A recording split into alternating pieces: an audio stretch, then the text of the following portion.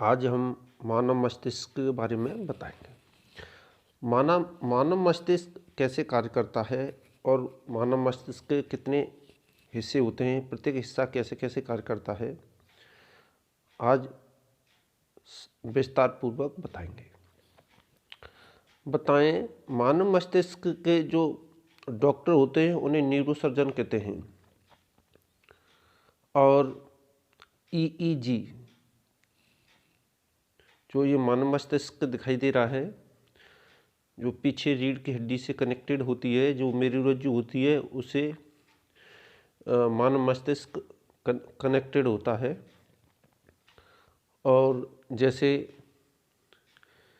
हृदय की जांच होती है, ईसीजी कहलाती है।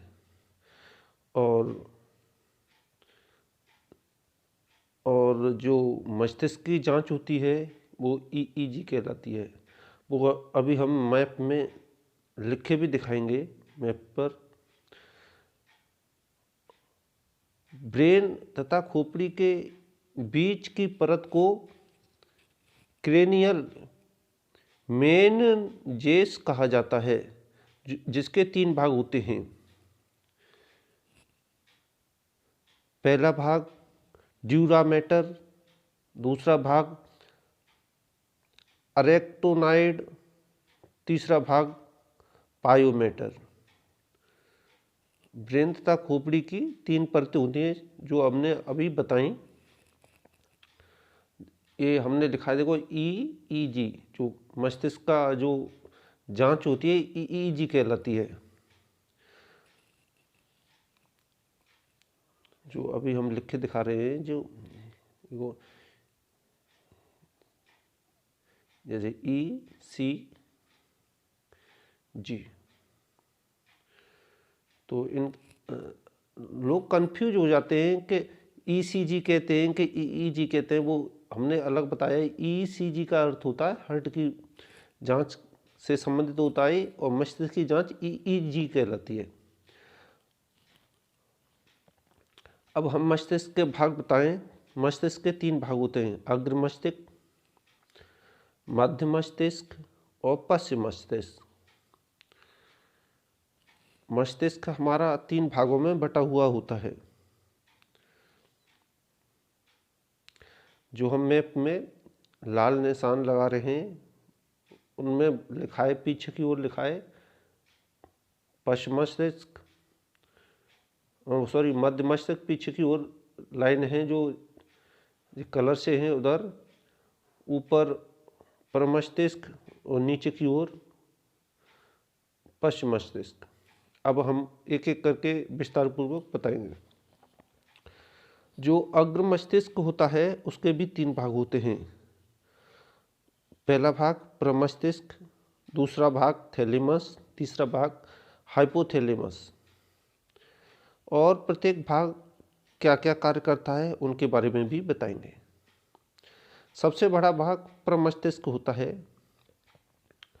इसके बीच में एक दरार होती है।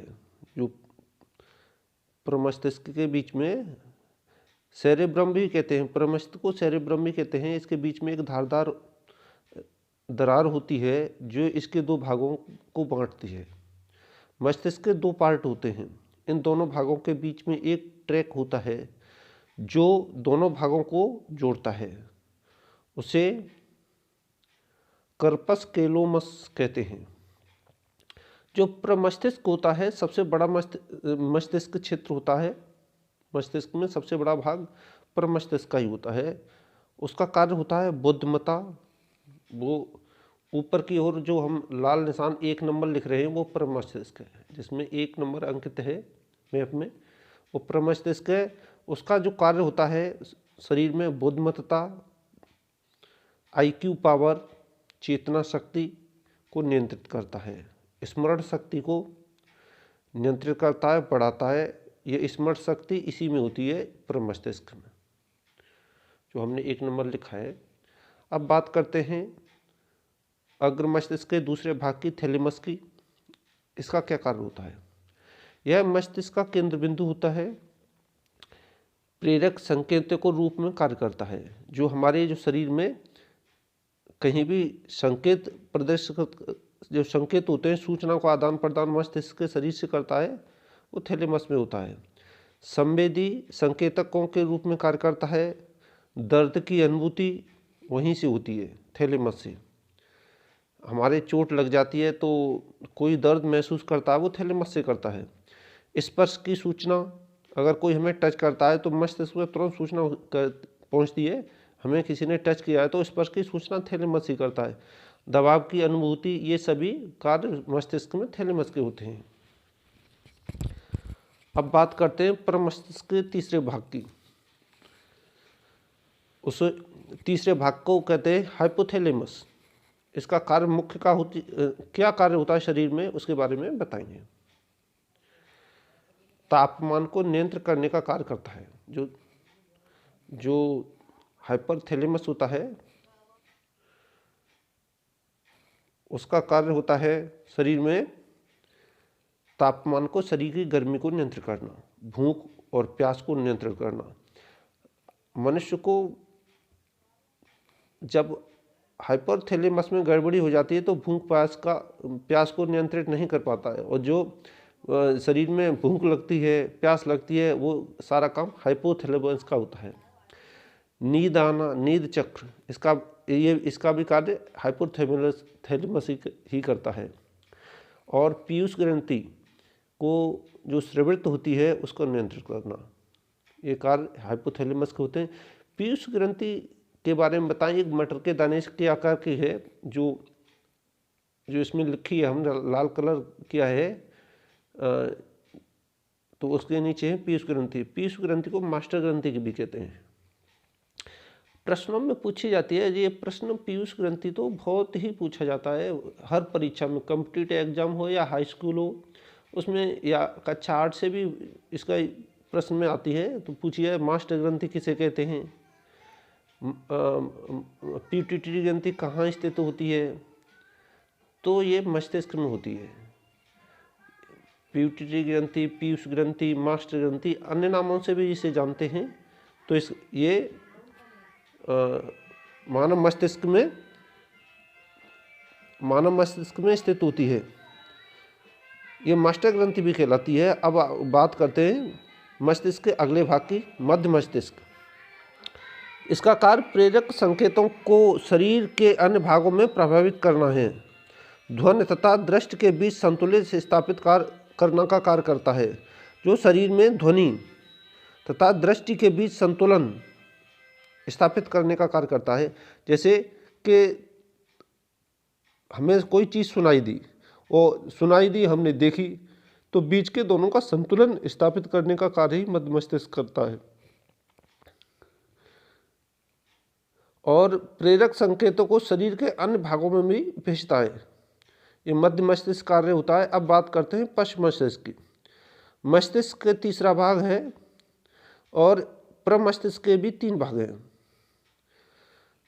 पहला भाग होता है तंतु पोन्स, दूसरा भाग सेरेबेलम, तीसरा भाग होता है मेंडुला ऑब्लोंगेटा। जो तंतु पोन्स होता है, उसका कार्य बताते हैं। शरीर में क्या कार्य करता है, न्यूरॉन को संदेशों का मार्गदर्शन करता है। मूत्राशय को नियंत्रित करता है।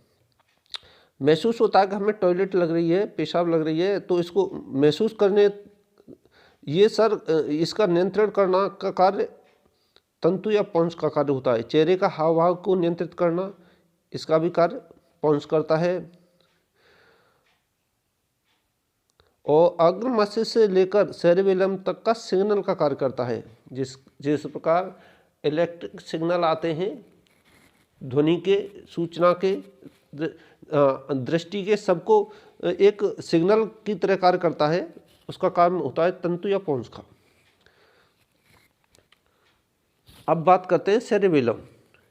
सेरेबेलम का क्या कार्य होता है शरीर में? शरीर को संतुलन बनाए रखने का कार्य सेरेबेलम का होता है। शरीर की मुद्राओं को नियंत्रित करने का कार्य सेरेबेलम का होता है।